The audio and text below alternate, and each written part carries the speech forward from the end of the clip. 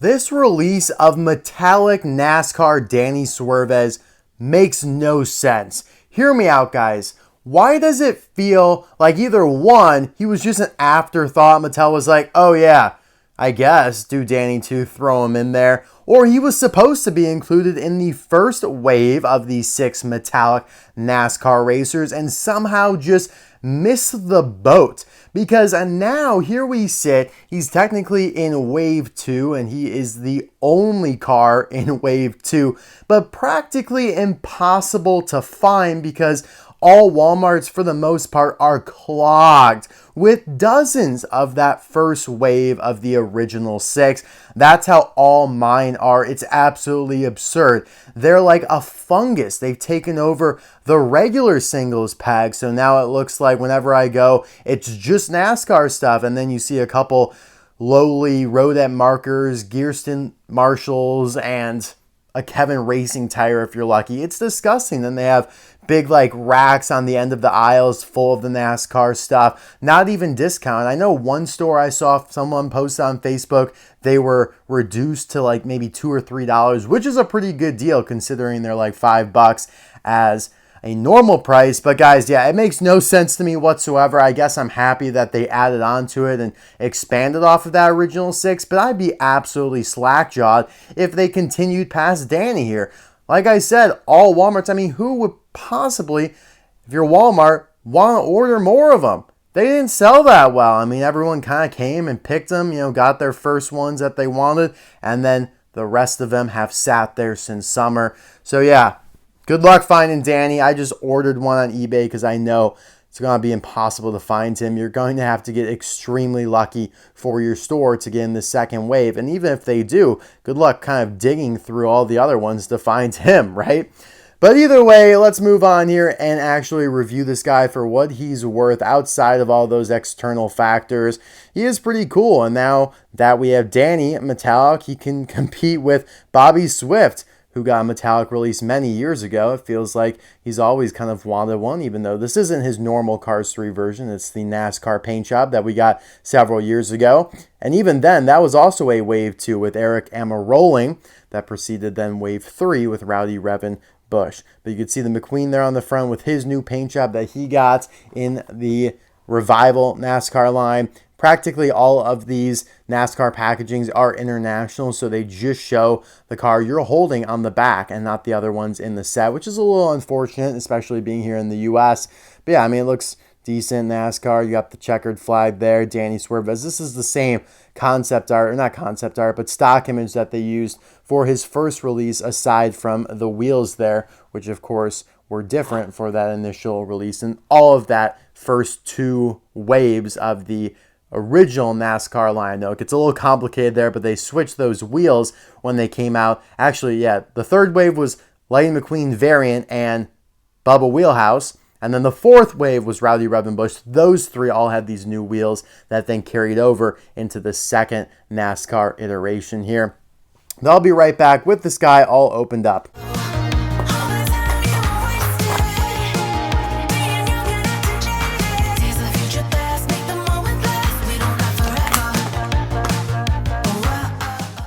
Would it be wrong of me to say that this Revival NASCAR line, as I refer to it as, has been just a big nothing burger? And what I mean by that is that no one asked for these metallic racers. They're cool, I guess.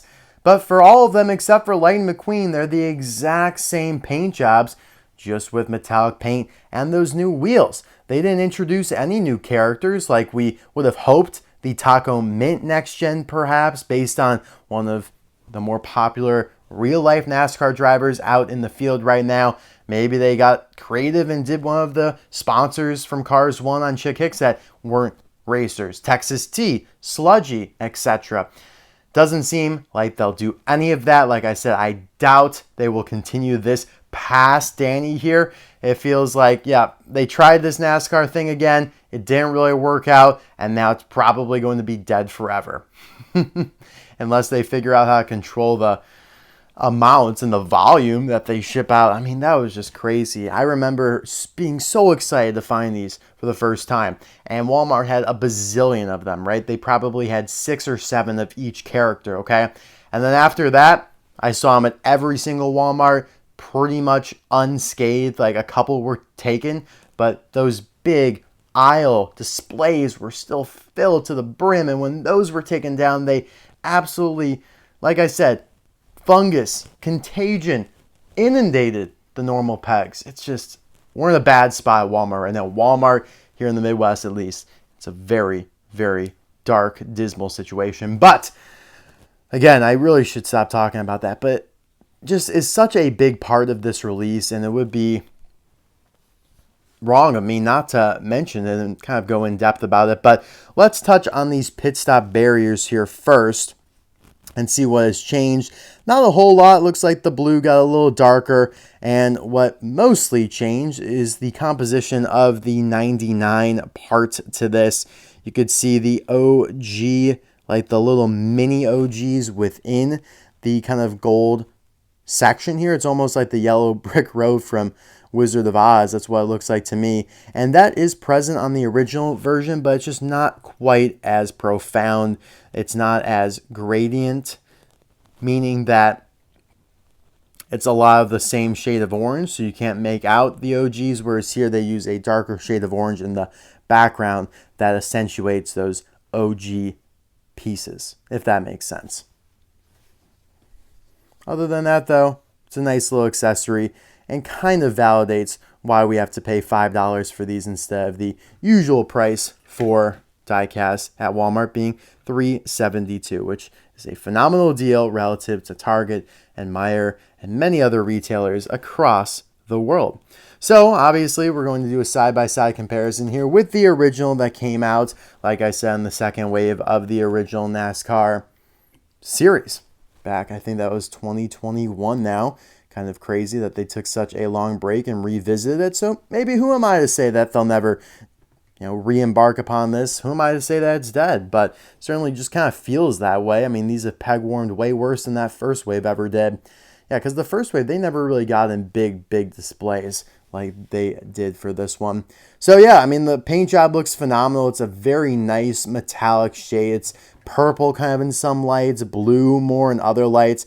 I would definitely say, yeah, it's like an indigo, if anything. That's probably a good way to describe it there. Same expression for the most part, but they definitely improved upon how the eyes look there. They brought them in together, made them a little bit smaller, and got rid of that disgusting blurriness and kind of the fuzziness around the eyelid there. So, yeah, the expression, tremendous improvement there. And we have to remember, these are all made in Vietnam. So it's not like that difference can be attributed to it being made in Thailand or something. So I'd say that's pretty awesome. I'm really happy to see how much they improved upon those eyes.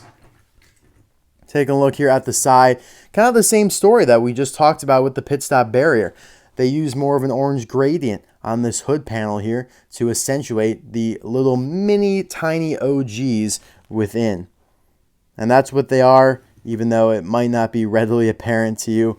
And then you can also see that they did it in a much darker way toward the back below the window there. And actually same thing with the 99 on the roof and the 99 on the side here.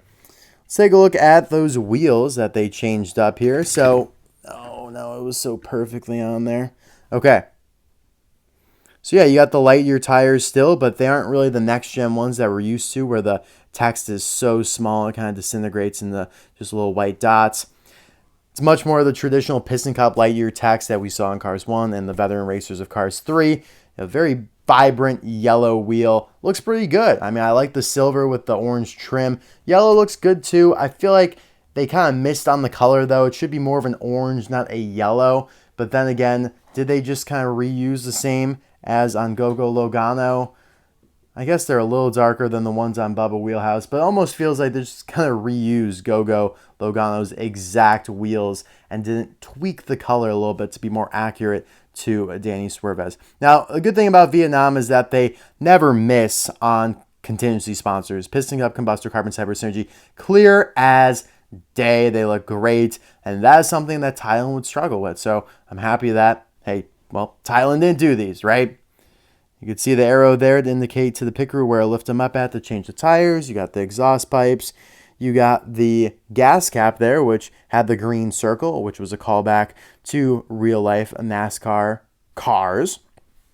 That green circle is no longer there. It's more of a gray circle. You do still have the netting, though, in the windows, which obviously is a huge NASCAR reference, and it's kind of what makes these actually NASCAR themed. Everyone kind of forgets about that. I feel like a lot of people just think, hey, they're just alternative paint jobs, but they are NASCAR-ified with that netting and, what used to be the green circle there around the gas cap. I don't know, maybe in real life they changed to a gray circle. I'm not a big NASCAR guy, unfortunately. I wish I was. I wish I was a motorsport guy in general, but it's just not what I gravitate to. Octane Gain of vitamins here, text-wise, looks pretty much the same. You do have the vitamins text there. It looks decently clear, and then you got this dark panel, which is pretty cool how it starts off so much lighter and then devolves into this kind of like lava tone. Very burnt orange. Spoilers, or the wings rather, look pretty much the same. It's not like they tried to make those metallic or anything, just pretty much a copy-paste. And on the back here, you can see how the metallic paint looks, but the decals are exactly the same. They're identical. 99 and Octane Gain plus turbo vitamins. One of the best things about Octane Gain, in my opinion, is that they really did make it feel modernized by putting that plus. It's such a simple thing, but it's so applicable to real life. Like, there's so many times where you see an HEB plus. Okay, well, this is a newer store, and they're signaling to the consumer this is a better store. It's a bigger store. It's going to have more stuff. So you should come here instead of just a regular HEB. They do that with stores all the time. When I visited Canada, I can't remember the name of the store, but there was a store in which something plus, right? And yeah, you just see that all over the place, truly. I'm trying to think of some more examples. It's kind of like a super Target, right? Or a super center Walmart, which at the end of the day, I think they've transitioned almost all of their stores to the superfied version, but it's still a little bit of a marketing ploy. And this side here is the exact same. Let's take a look at the date stamp. This guy was made on the 236th day of 2024 at the SD factory in Vietnam. That's crazy. 236 is not that long ago at all. Wow. That is very recent for a car to already have been produced, put in the stores, found, shipped. I mean, this thing was shipped to me. I purchased on November 14th. The seller then took like 5 days to ship it, and then it took a long, long time to come. It's like, what the hell? This thing was in my vicinity. I wouldn't say my hometown, but within the vicinity. And then it gets shipped all the way to Indianapolis. You guys know I'm in the Chicagoland area. I don't know why it got expunged so far away, and that added like another 2 to 3 days before it actually got delivered. So that's why you're seeing this video a little bit later than I had originally intended. But yeah, I mean, it looks good. I wouldn't, call home about it or anything. Again, no one really asked for these metallic next gens. They're fine. Kind of gave us something else to chew on over the summer, and now, you get this one extra one that dribbles out, doesn't feel like it belongs. Most stores probably won't even get it in. If you're a casual collector and you just kind of, you don't really follow the forums or online or anything, you might not even find out that this exists, right? And that's unfortunate. I mean, it's a cool car. I'm glad that they did a Danny Swervez, because he's been very much so shunned in terms of the diecast mainline. Although I will say you will see a version of him in the 2025 diecast mainline. Not going to say any more details on that, but you will see a version of him, so he'll be back in some regard. But it was nice to see him in this way as well. I think my favorite from the Revival NASCAR line, besides McQueen, obviously, because he got a brand new paint job, looks absolutely incredible, is Carstin's Dillon here, just because I love how the gold and those red wheels complement each other. He just looks fantastic. All the other ones are fine, just don't really do anything for me. But now, like I said, we could do that comparison between a metallic Bobby Swift and his successor, metallic Danny Swervez. Very different shades of purple, though. More of a lavender versus the indigo on Danny. The other thing that's weird to me is that they don't indicate on any of the packagings for the NASCAR line that these are metallic. So again, I mean, maybe a more casual collector just thinks, oh, hey, they're re-releasing these. Cool, don't need to buy these. Maybe that's why they sat and peg-warmed, because a lot of more casual people figured they're just straight re-releases of what came 3 years ago. Would I be wrong to say that that happened to somebody out there? And all you gotta do is just put something on the package that indicates that these are new? I don't know, guys. Not everyone is examining the packaging and noticing that, oh, that Laney McQueen is a little different from the original one. I don't know, just my 2 cents. But I guess before we do end the video, I should show the regular version of Danny Swervez. You got the purplish lavender variant and then the original blue variant. They're much more different in person, by the way. They look pretty similar over the camera. But yeah, they changed the design quite a bit. Just, altering the OG logo, moving it around, moving the Octane Gain Plus text around, getting rid of the foil. Obviously, he doesn't have the rookie racing stripes anymore because he's no longer a rookie. They did keep the wing pretty much the same in terms of the text, just remove that OG shadow in the background there. So guys, let me know in the comment section below, who is your favorite new NASCAR release? So now you have 7 of them. It's kind of a silly question to me, ask if you prefer the old or the new. I mean, it's a weird comparison when it's a metallic versus a non-metallic.